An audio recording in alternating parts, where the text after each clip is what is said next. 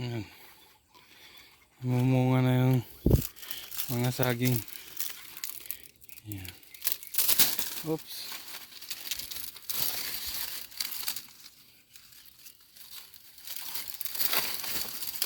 Ayan. Lilit pa. Ito na. Bagong trim na naman. Sobrang sukal na dito sa ating. Ito na. Yung mga lakatan. Wala yung isang. Ayan na. Kita ba? Yun o. May puso na yung ating lakatan. Puso ng saging. Pwede na rin tayo magtanim ng lakatan. May mga subwal. Ayan, nakita niyo ba? Pangalawa na yan yung lakatan na may. Lakatan ba yan? Parang saba. Ayan. Dalawa na yung namunga natin lakatan. Tapos ito yung pang-ulam. Pangkain. Ayan. Tingnan nyo naman yung natrim na Madre de Agua. Ayan. Sobrang daming. Ayan o. Dati kanina yan. Puro shade. Tapos ito din. Hindi pa ako tapos mag-trim. Dami pang pakain. So, puro organic.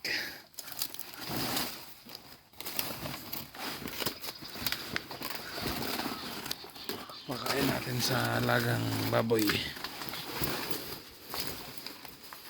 Ayan.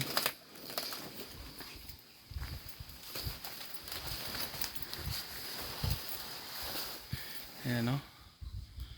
Lake yun. Puro covered. Ito. Ano yan? Palayan. Kapaligiran natin ng mga saging. Ayun na yung mga baboy.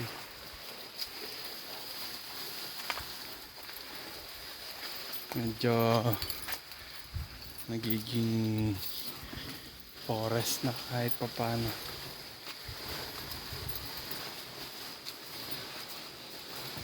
Yan nga. So may binutasan tayo dito para sa mga entrada ng pakain.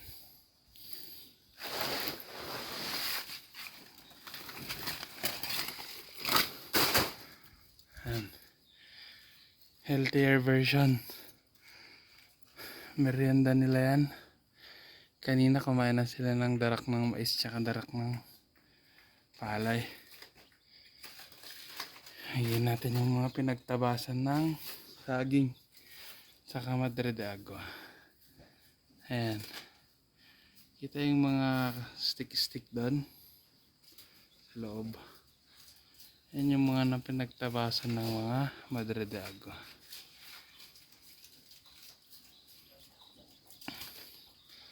Apat lang yan guys. Nabenta na kasi yung mga dati. So yung mga 9, 8 na inahin, naging dalawa na lang. Pinaka sipag magbigay ng anak yung iniwan natin. So yan. For sale na yung malaki dyan. Yung iba titira kasi birthday ng lola ng mother ko. Ay, lola ng misis ko. Re-regala natin yung lechon native. Yan. Marami na rin tayong pangpakain dito na gabi. Yan. Yung mga tinanim ko noon guys. Gilid-gilid lang. Gilid ng bakod. Saging na saba. Saba mga to. Ayan, maliliit pa to. Ayan, ayan. Puro gilid. Para hindi tayo masyadong ano. Hindi ko na tamnan dito at may bakod na. Ito, may bunga dito kaso nagsunog si Papa sa babae. Yan o, kita niyo yan guys. Tain ng baboy yan. Hindi yan tinatapon. Fertilizer yan. Ito yung tinanim ko na mga galyang. Magkain pa rin ng baboy. Ayan, dalawa pala yung pato natin nakawala. So yan na nga. Madami pa.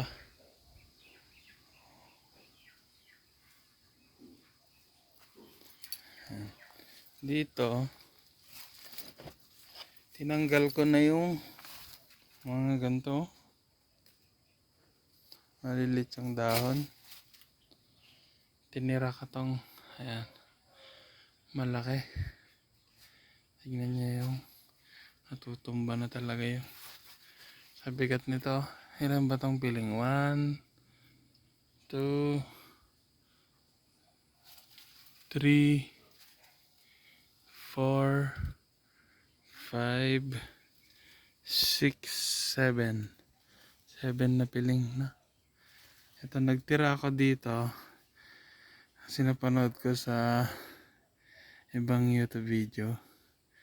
Kailangan magtira ng isa para hindi mabulok hanggang doon, no? Pagka nag-stop doon, mag-stop dito yung bulok niya. Para hindi na madama yung dito sa taas. Yan. Pinutol natin pati yung ano dyan, galyang gabi. Para lang ng init yung saging. Dito, medyo overcrowded na nga itong lakatan natin. Maghahanap ako ng paglilipatan. Mas maayos. Hindi pa natanggal. Okay, pakain na natin to. Sayang.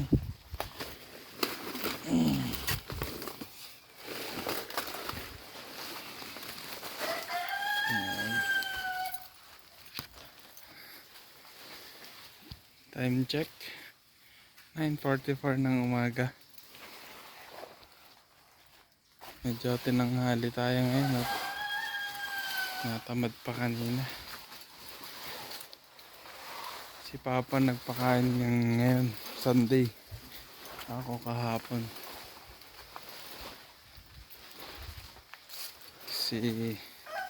Napag-utosan tayo mamili ng lulutuing almusal ni Bossing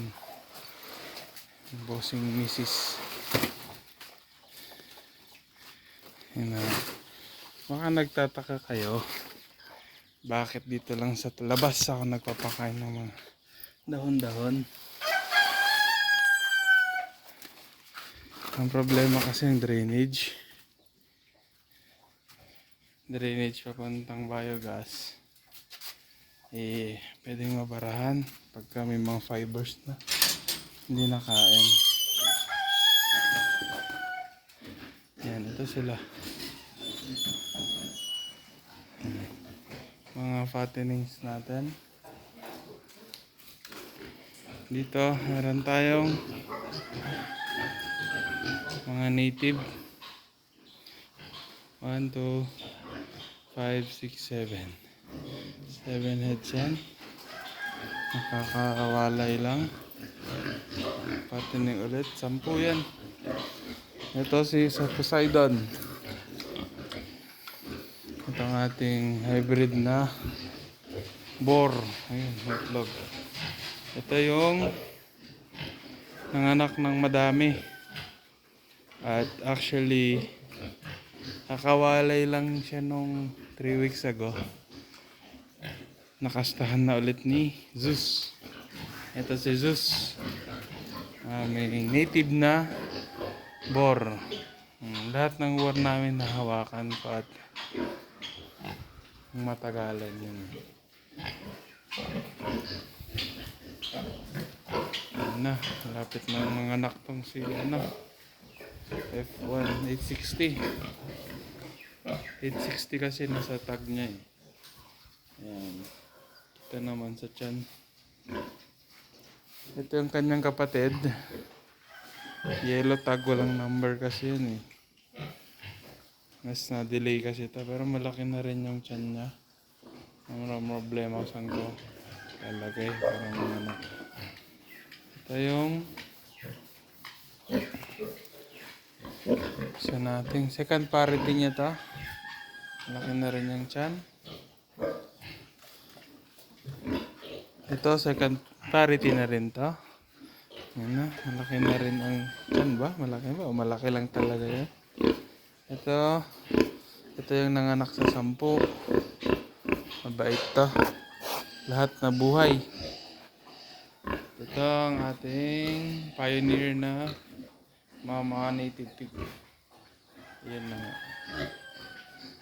Ang problema kasi dito, 4 lang yung ating farrowing pen. So mukhang malapit na yung F1. So mangyayari, lilipat ko to. Saan kaya? Ilipat ko siguro dito. Ayan. Tapos lalagay ko yung F1 dito. 5 heads yan. Medyo malalaki na rin. Sipag magpa-edit eh. Ating mga pig. Okay. Ayan. Busog lang talaga. Ayan na. Busog pa sila eh. Ang maingay.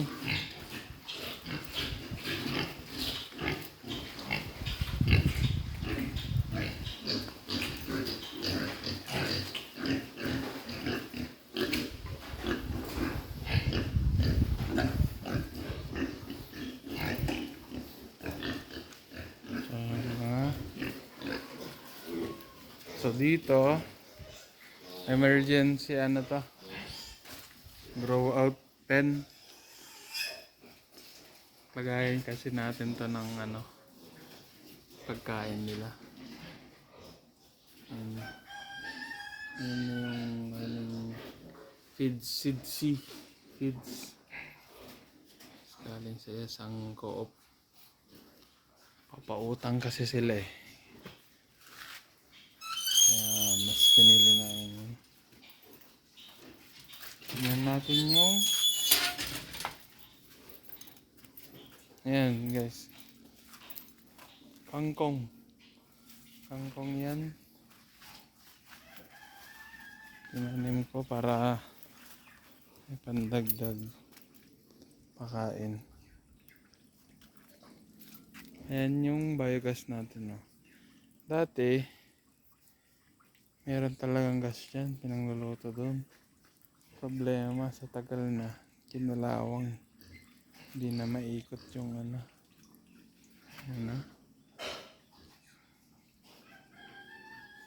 trim. Ang hirap na, baka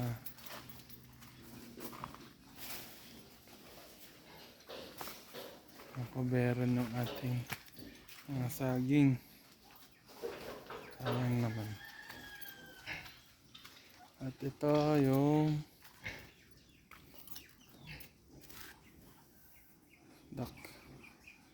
duck farm.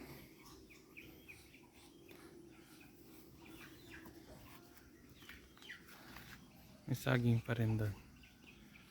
Pinupuno ko ng saging to kasi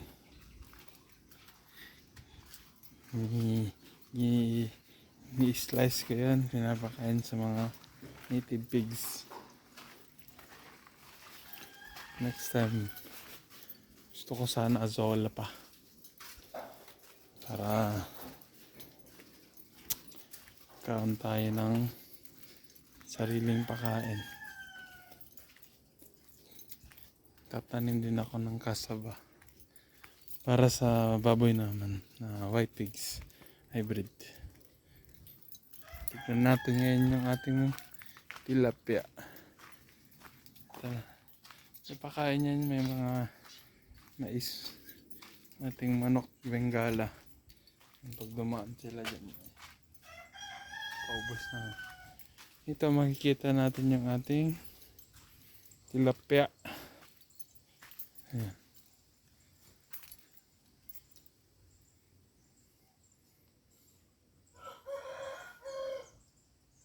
Parang gutom sila.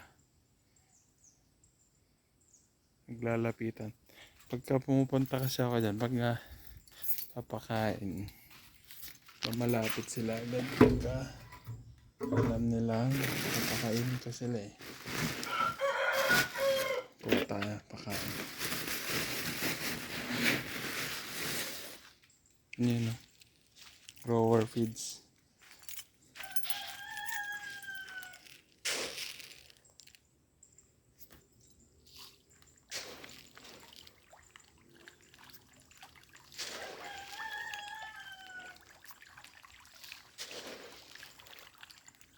Kita nyo ba? Yan, yung mga hindi kasi masyadong luto yung kaulan kasi kagabi. Yan. Pero yung mga nakikita nyo nagbabubbles yan. Yan na sila kumakain. Yan o.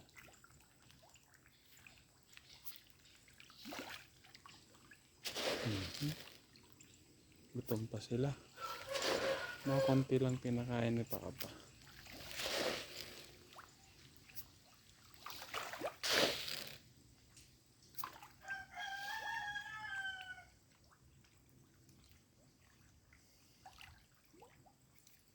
Sumuot na.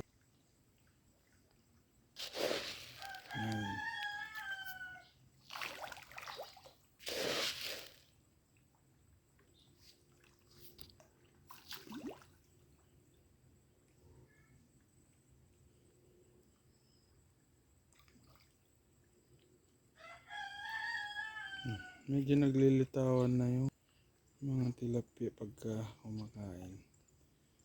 Ewan ko ba't di kita dito sa medyo malabo kasi yung ating tubig eh. Ayan. Ayan. Sila na ngayon. Siguro ang timbang nila is para magkaroon 1 kilo nasa 5 to 6 heads. Lagyan natin sa gitna.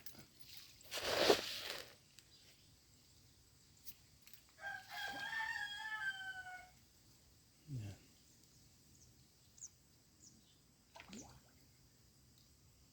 Yung mga malalaki na rin. Ang problema dyan hindi sabay-sabay kasi 2 beses nagpakawala. May mas malalaki.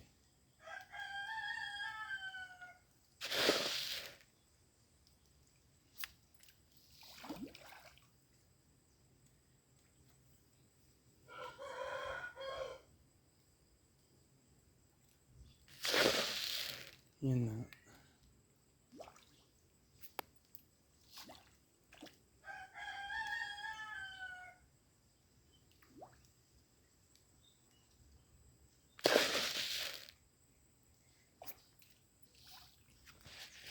Yan yung isang feeding site.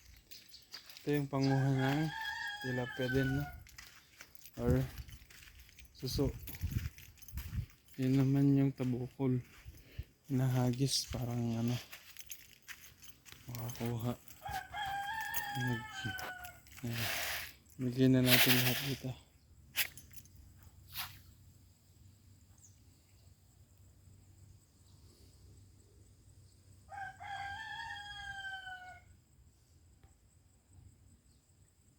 Tahimik dito. Medyo busog na kasi sila. Yung paunti-unti ko. Mga maliliit usually yan kasi mga maliliit hindi agad-agad nakakain. Naunahan ng mga malalaki. Dito tayo. Pakita natin yung fish pan ng uncle ko. Kasi ito ay uncle ko. Gusto rin niyang magkaroon ng fish pan. Yan, katabi sila. Yung fish pan na uncle ko. Medyo pahaba. Yan. Tinaniman din ng nyug sa gilid-gilid. Ayan na. Okay. May laman na yan. Tilapia.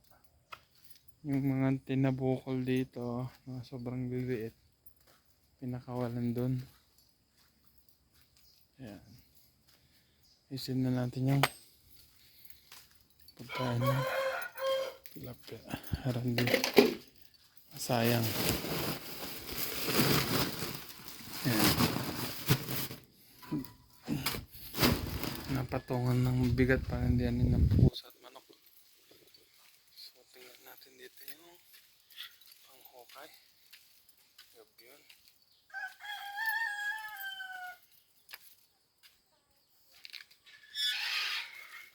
Now, product man.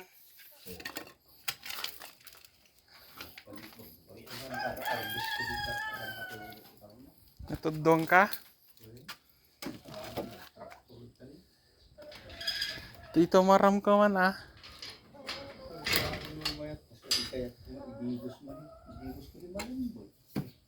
Dapat indiretsyong kumain din na tudon yan. Diretso digos.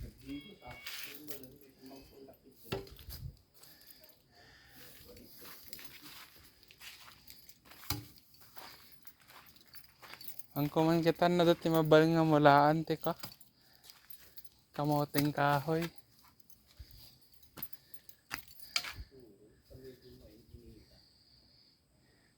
Balak ko nga rin kay katak aji ko na pieran. Lakgan niya tabas. May katsig. Ada tabas tanong? Buludo mang ngaran.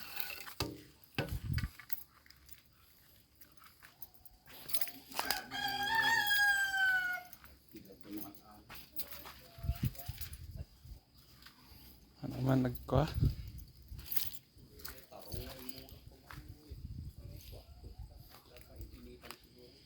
Birok mo latat tananong. Yan. Kisak din na pierta. Sayang, hindi space. Yan. Biro kam latatan ano ka. May nga dagtog-katog ay kali. Medyo matataas na yung mga damo. Peanut grass yan. Yan. Halos sa balat dito. Ito lang yung lakatan no. Laki ng dahon.